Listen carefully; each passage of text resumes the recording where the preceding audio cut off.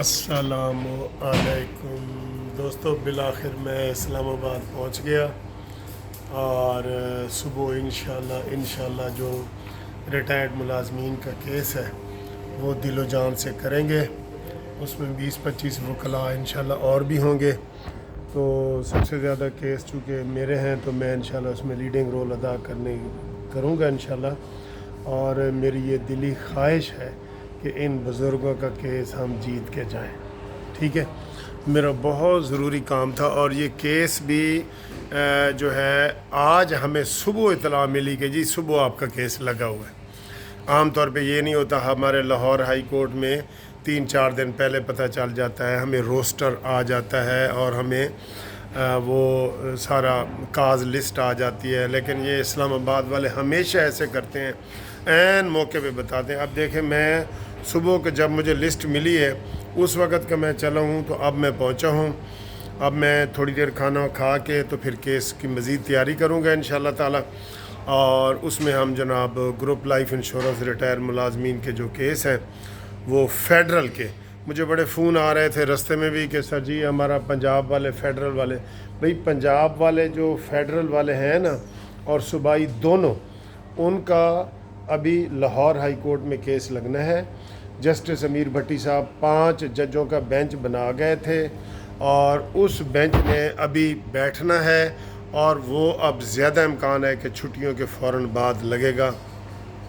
جو یہ لمبا پیریڈ تھا نا، اب جیسے یہ اسلام آباد والا پیچھے 28 کو لگا، اس سے پہلے بھی لگا، تو وہ جو ہے اب یہ لگنا شروع ہو گئے 4 سال کے بعد. تو جو دوست ایسے گپ شپ لگا رہے تھے پہلے کہ جناب پتہ نہیں کیس ہوئے ہیں نہیں ہوئے، دائر بھی ہوئے ہیں یا نہیں ہوئے، ایسے شک و شبہات کر رہے تھے نا سارے، تو وہ اب ذہن میں سے وہ شک و شبہات نکال لیں. اور یہ اسلام آباد کا انشاءاللہ کل ہم پوری کوشش کریں گے کہ ہم کوئی ڈیٹ نہ لیں اور اس کے اوپر بحث کریں.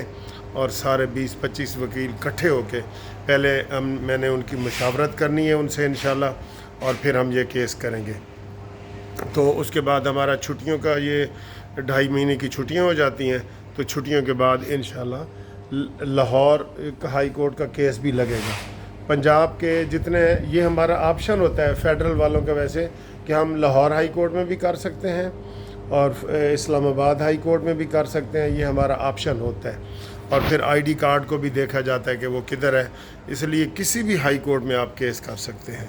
تو انشاءاللہ تعالی جیسے کے پی کے میں اور بلوچستان میں اچھی ایک روایت بنی ہے، تو یہاں بھی انشاءاللہ یہ ہوگا اور ہم اس میں سرخرو ہو جائیں گے.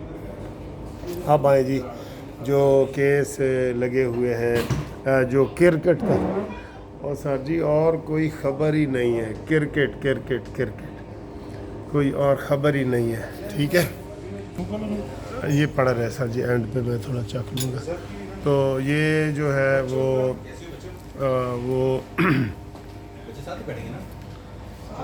کھانا بھی آپ کو دکھاتے ہیں. لیکن یہ ہے کہ سیاسی حوالے سے بھی دیکھا جائے تو مولانا فضل الرحمان صاحب نے تقریریں کی ہیں، اور میں نے ہمیشہ یہ نواز شریف صاحب کو کئی دفعہ کہا ہے کہ آپ مولانا فضل الرحمان کو خود دعوت دیں، کھانے کی دعوت دیں اور ان سے ملیں اور ان کے ساتھ گپ شپ لگائیں.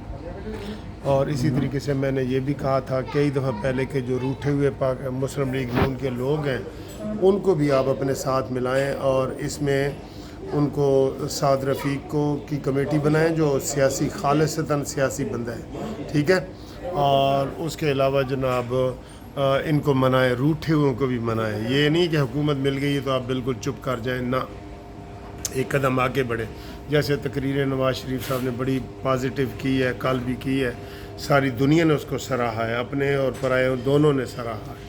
انہوں نے کہا جی عمران خان اگر ایک کی بجائے 2 بھی اے سی لگا دیں مجھے اس سے کوئی اعتراض نہیں. ٹھیک ہے، تو وہ والا ہے جناب. اور اسٹیبلشمنٹ کا سر جی مجھے جو رویہ لگ رہا ہے نا، وہ یہی رویہ لگ رہا ہے کہ وہ اب سختی کریں گے اور وہ کسی صورت بھی عمران خان کو نہیں چھوڑیں گے. اور یہ خبر بھی ملی ہے کہ عمران خان نے ایک خط بھی لکھا ہے عاصم منیر صاحب کو اور اس کو کہا ہے کہ مائی باپ میں نے معاف کر دو. لیکن اوپر سے یہ نہیں مانیں گے. وہ کہتے ہیں مردی مار گئی لیکن لالی نہیں گئی. ਮੁਹਾਵਰਾ याद है किसी ਨੂੰ कि वो बुलबुल मार गई लेकिन लाली नहीं गई होती, ठीक है ना। तो ये सूरत हाल है और इसमें इंशाअल्लाह ताला हम देखेंगे कि आसिम मुनीर साहब को सर जी इन्होंने बड़ा बदनाम की है, बहुत बदनाम की है। अब ये किसी रूह रियायत के मुस्तहिक नहीं हैं, किसी सूरत नहीं है मुस्तहिक, ठीक है। तो इनके साथ ये वाली कार्रवाई करें। और इसके अलावा जनाब अली जो ये अमीन गंडापुरी जो है वो गुंडागर्दी सारी दिखा रहा है, तो इसको भी सबक सिखाएं। आज फिर उसने धमकियां दी हैं गवर्नर को भी। गवर्नर कहता है मेरे साथ बात करो, ये कहते हैं जी हमने चोरों से बात नहीं करनी। और पहले मौलाना फजल रहमान साहब भी चोर थे, डाकू थे और डीजल थे, अब वो उनके अबू हैं, ताज़ा उनके अबू बन गए हैं। तो ये इनका देर नहीं लगेगी। मैं कहता हूँ कि ये अगर इमरान को यकीन हो जाए ना कि नवाज़ शरीफ जो है ना मुझे छुड़वा सकता है जेल से, आप यकीन करें उसने पाँव पकड़ लेने। सर जी नशे वाले में कोई गैरत नहीं होती। आप देख रहे हैं, किसी चीज़ को भी देख लें, उसके वो यू टर्नों को देख लें, सब चीज़ों को देख लें, ठीक है। और इस वक्त जो ताज़ा तरीन सूरत हाल है आगे आपको देखें, ये मेरी पसंदीदा डिश होती है, हमेशा ये आके मैं खाता हूँ।